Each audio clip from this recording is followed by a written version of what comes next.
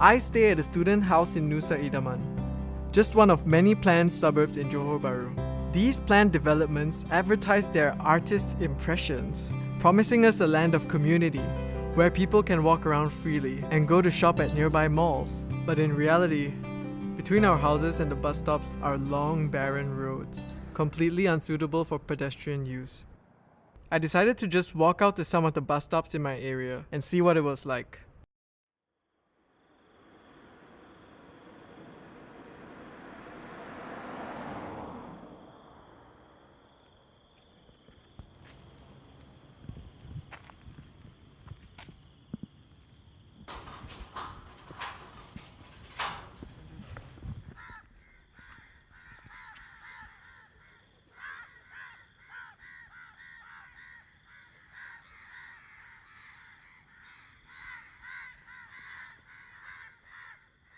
So I was timing it just now and it's already 5:50 a.m.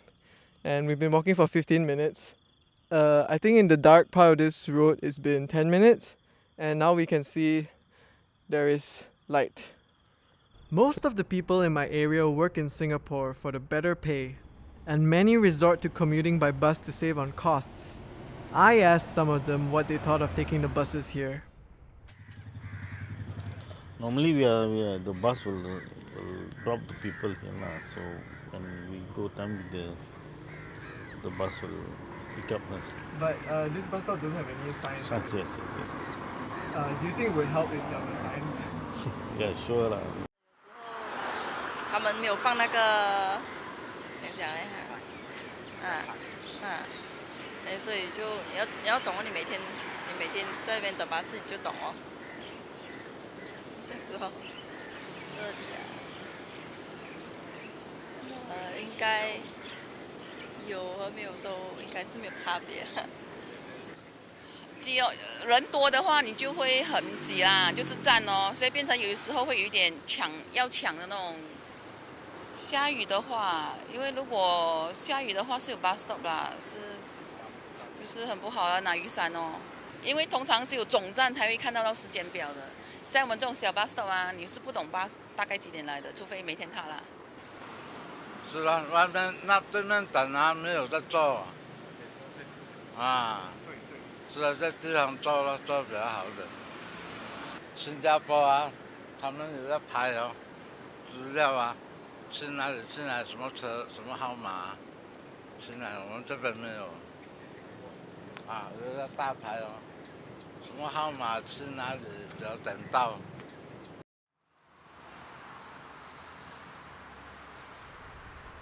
There are many reasons why I and many other Malaysians don't rely on buses to get around. It's not just because of the lack of sidewalks, or that the nearest stop can be more than a kilometer away. It was the lack of information available to us. Yeah, we do have bus poles, but all that's on it are government logos that don't help at all. I wanted to put up my own signs that would help the public understand what stop they are at and which bus they need to take to go where they need to go. But if I wanted to make a difference, I was going to need some expert help. I discovered a Facebook page called JBCR, which provides information and advice to the public about Johor's complicated bus network.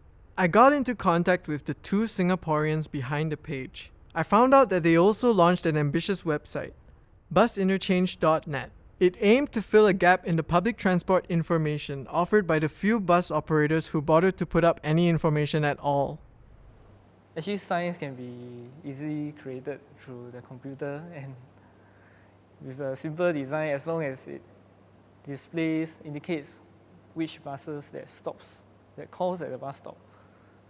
I think it is good enough. You can say that there is a system and there is not a system, or the system is not really rigid. There are signages on the bus that, okay, this bus goes to Tiram, this bus goes to Kota Masai. Okay, at least I know that the buses go to these places for sure, because the signages is there. But whether or not people can find the place really to wait for the bus safely, I'm not wondering. Every time I have to end up in JB Central, I have to search the whole terminal for my bus. The minimum that they should do is that they should put up a sign telling people that, okay, these are the buses that call at the bus stop, and maybe the destination of the bus service. I asked them to help me with my project, to put up physical signs at bus stops in and around Johor Bahru that provide basic information on what buses stop there, as well as their final destinations. There would be a link to their website for more detailed information on the signage, allowing passengers to get more info about the route they would take. The plan would be to seek for approval from the government about our project and possibly get additional funding from them. After all, we were doing their job. If we didn't get their support, we would carry on with it anyway, become public service vigilantes, and just put up the signs. It's true that over here, cars are king, but I still believe there is hope for public transport in Johor. So I met up with Dr. Zali, a professor of urban planning, to find out more. It's just a matter of demand and supply. Actually, the bus operator are not responsible to build the bus stops. It falls under the responsibility of the local authority.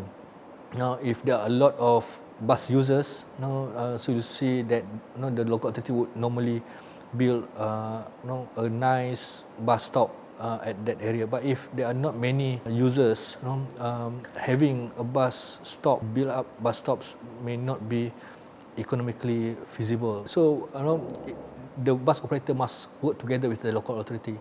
They need to inform the local authority which location that there are a lot of riders, where it may be good to have a proper bus stops rather than just a single pole stating that okay, this is where the bus stops. And what is more interesting is that our bus actually doesn't really care, the bus stops. They can almost stops anywhere. Bus stops should be good because that can also encourage people to use the buses. I received a mobile phone number from Dr. Zali. It belonged to a woman named Miss Shima who worked in PIAM headquarters. So I'm going to call Miss Shima about visiting the PPAJ office later. I called her a few times, but she never answered. Frustrated that she didn't answer the phone. But we're going to the office now to see what they're going to say.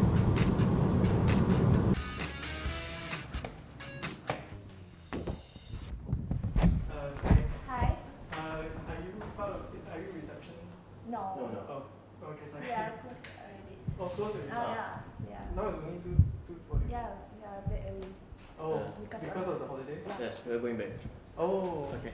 The government offices decided to take a half day due to Hari Raya, so it was time for Plan B.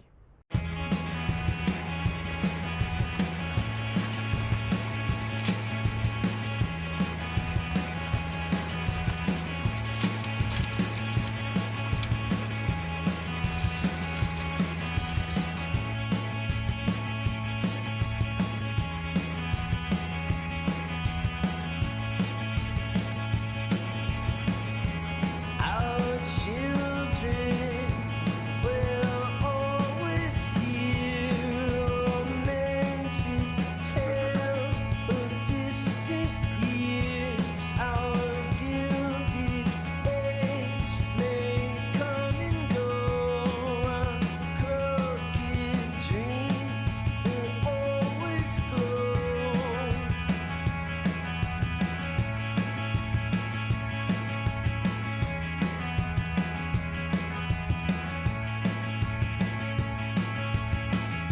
Stick with me, or in my best friend, all of my life, yeah, always been. Remember, all we fight for. Remember, all we fight for. So, just a quick update. Shima, who's from PBAJ, just called me earlier, and she said that we can go and see her at the office at 4:30 p.m. to discuss what we have in mind for this documentary and also for the actual project that we're documenting, which is to hang up signs. Yesterday we were illegally hanging them up, and we're not going to bring that up, but we'll see what happens later.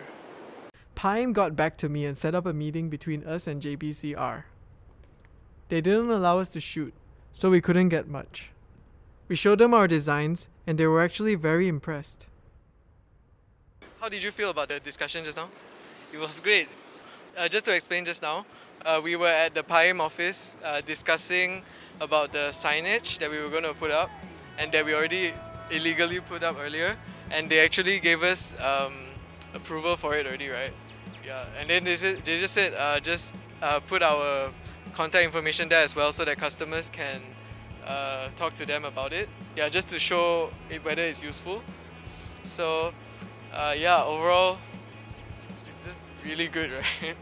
So how do you think your signage will actually affect people, the one that we have now? They will be more sure about what bus stage they want to take, rather than look at every bus that stops by the bus stop. Then having to go up and ask them, right? Maybe in JB don't have to ask, the driver will shout for you. Remember, all we fight for. Remember, all we fight for. I thank you very much to you. You know, you make our life easier. Okay.